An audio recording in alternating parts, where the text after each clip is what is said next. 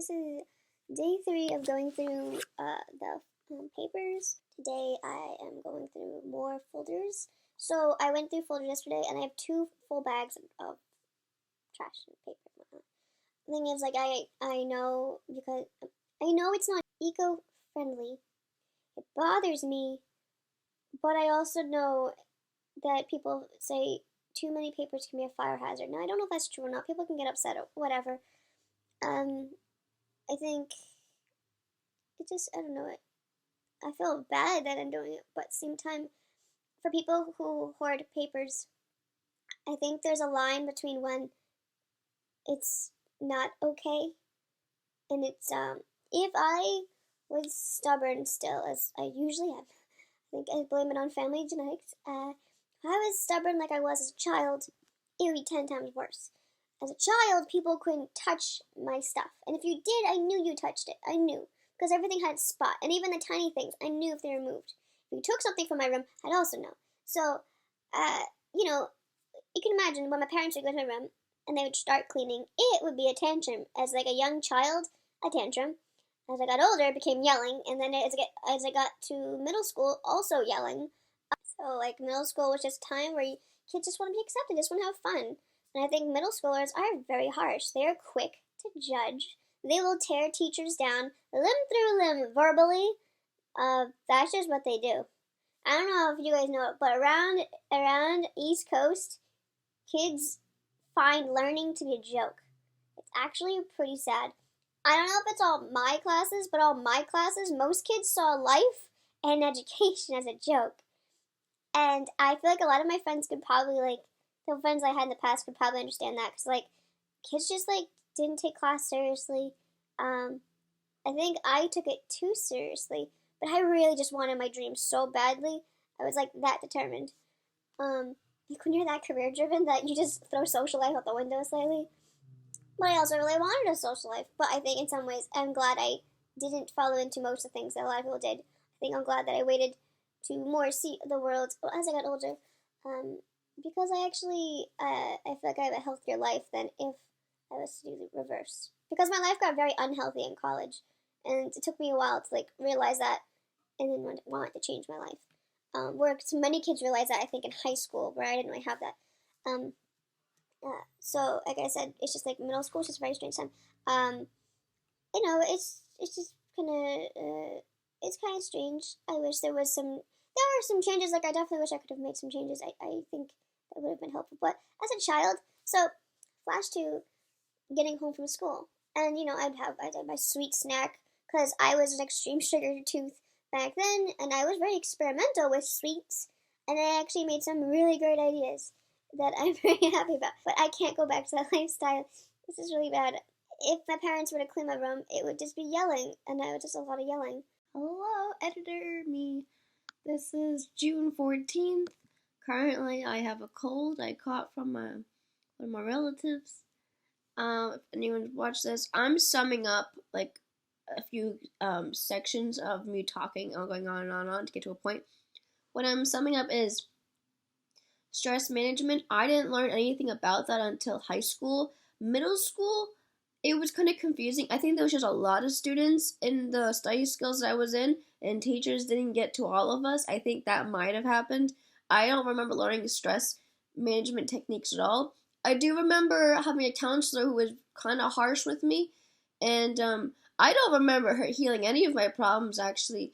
I know her name. I know, I just feel towards me, when I was put in a group, the guidance counselor, I was in a group of people. And I just remember the way she would talk to me because I didn't understand certain social situations and emotional things. I didn't get that. It took me time to understand that and to get there.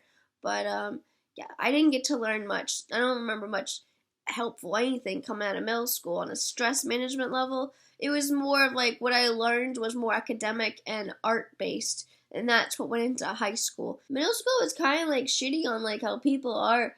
But with my friends, it was that was the better times when things were at peace. People were great. They were, my friends were just great. They were kind.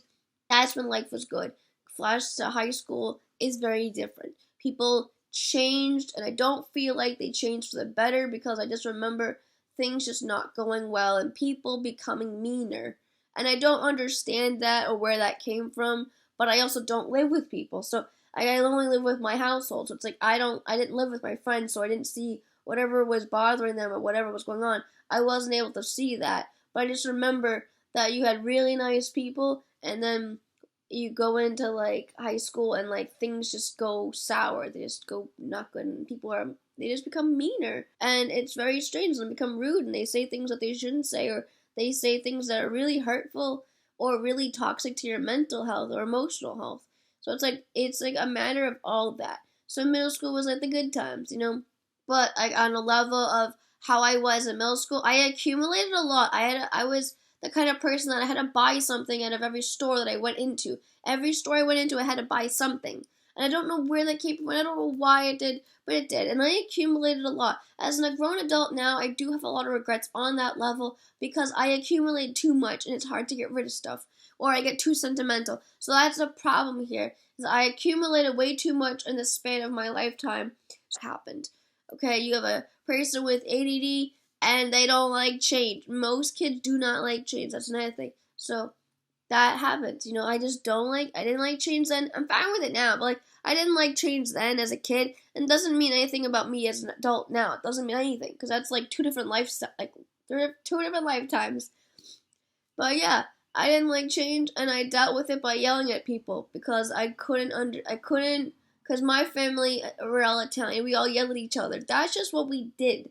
That's how we talk. That's what we do.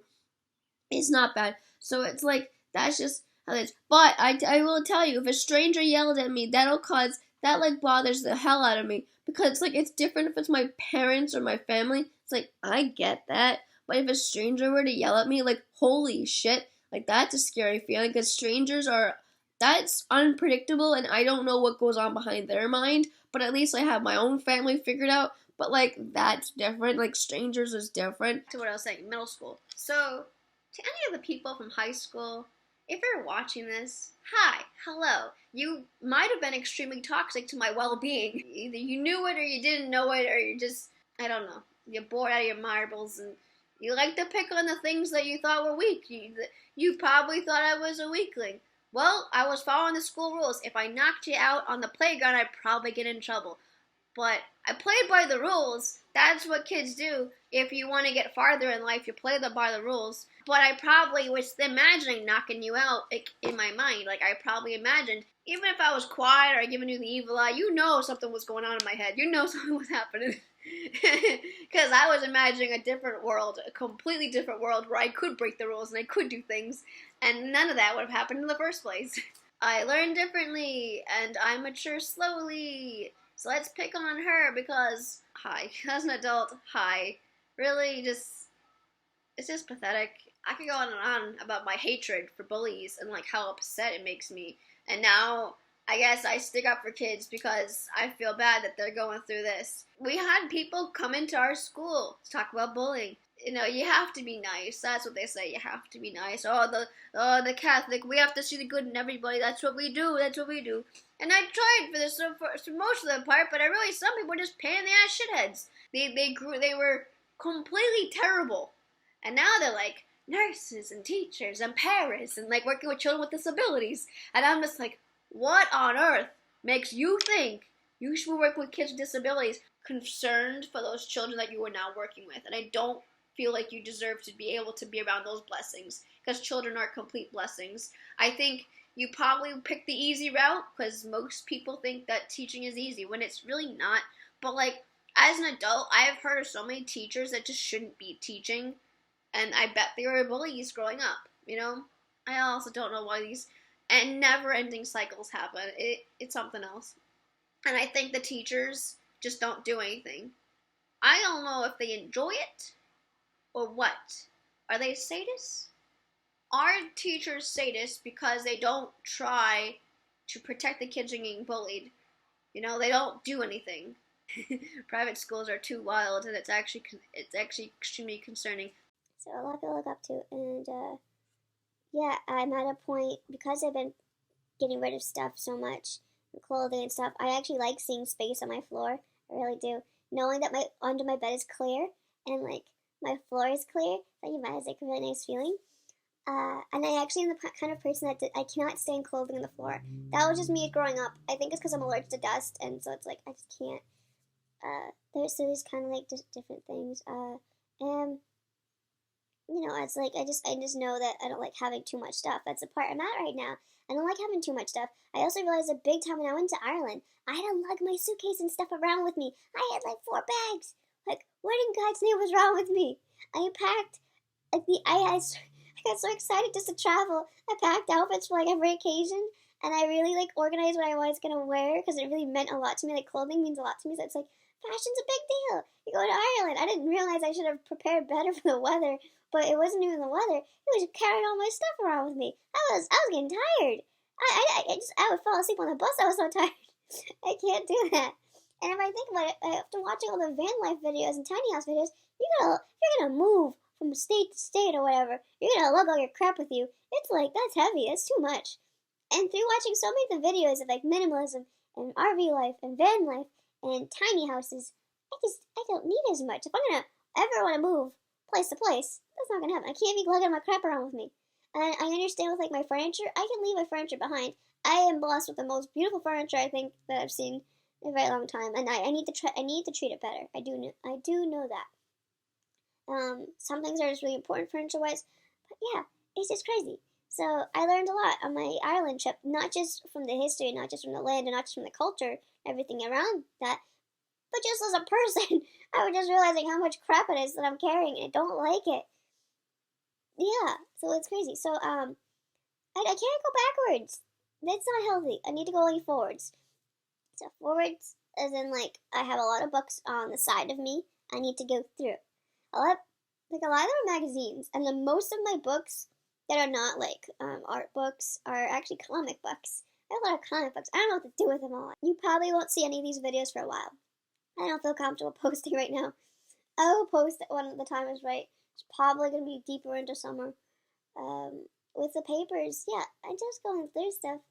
So yeah, I'm gonna film going through some more stuff, and I'm to have some changes in my room this week. I changed some artwork around because I wanted to change it up a little bit. And then there's some of the surfaces in my room. Currently, one of my surfaces is my dresser, which is a shrine for my grandparents. And I don't know how they feel about it, but like, hopefully they like that I have a shrine. Hopefully it's going well. I mean, in some of my for some of my relatives that are very Catholic and old, they're kind of like old country Catholic Italian.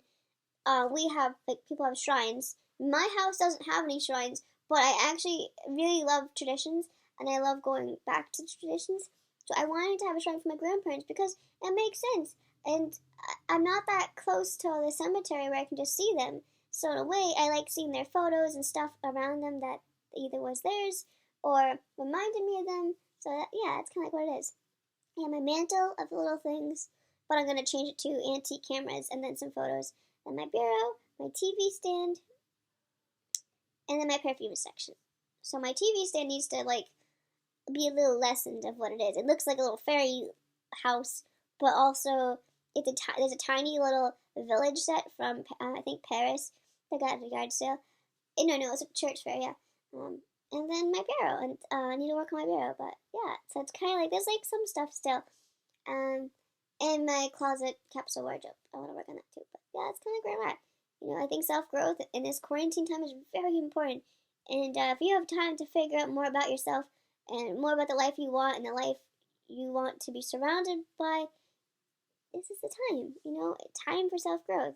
It's not really. I mean, it's understanding to take it day by day, like I am, but it's not good to get bogged down by depression. I know it's very tough. I get depressed, and when I do, it's tough to pull myself out sometimes.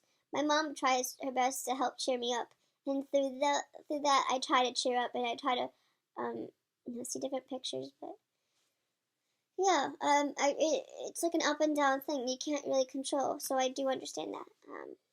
But I do think quarantine is a good time for self growth. And there's some things I'm going to try doing before I turn 25. They say when you turn 26, that is a time when you are wise, when you've completed maturing. So it's kind of interesting. To some degrees, I feel like I've already matured, but in some ways, I'm also always going to be improving. I'm never complete. Always remember that we are never 100% done growing. We are always improving. So think of it like that. Okay.